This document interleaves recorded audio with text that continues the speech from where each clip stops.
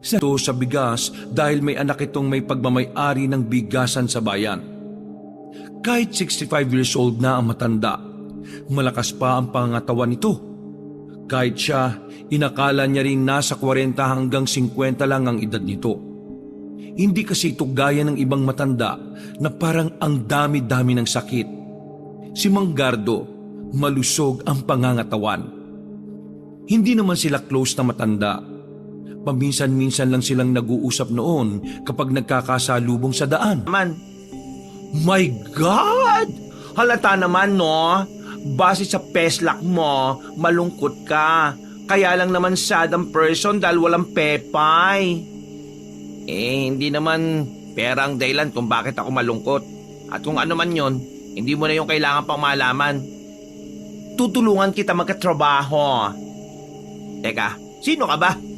Si Tinay nga. Hindi ka nagpipay attention, ha? Hindi, ang ibig ko sabihin, sino ka ba at bakit mo ko tutulungan? Well, At isang telephone number. Kaya naman denial niya ang telephone number na naroroon. Mga ilang sandali lang ay sinagot na agad ng binabae ang tawag niya. hello? Ito ba si Tinay? Hello. This is Tinay. Sinachite. Si Ramil ito? Yung nakabanggaan mo na inalok mo ng trabaho? Oh, what now?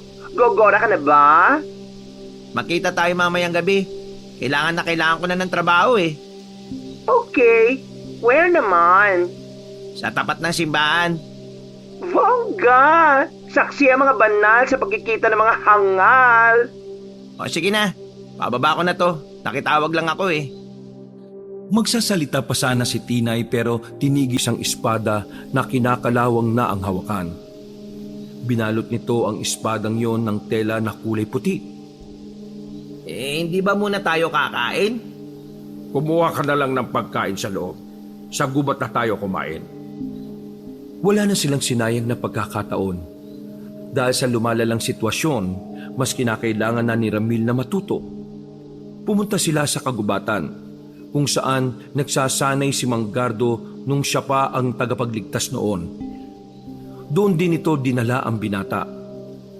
Unang tinuro ni Mang Gardo kay Ramil ang mga kahinaan at kalakasan ng mga aswang.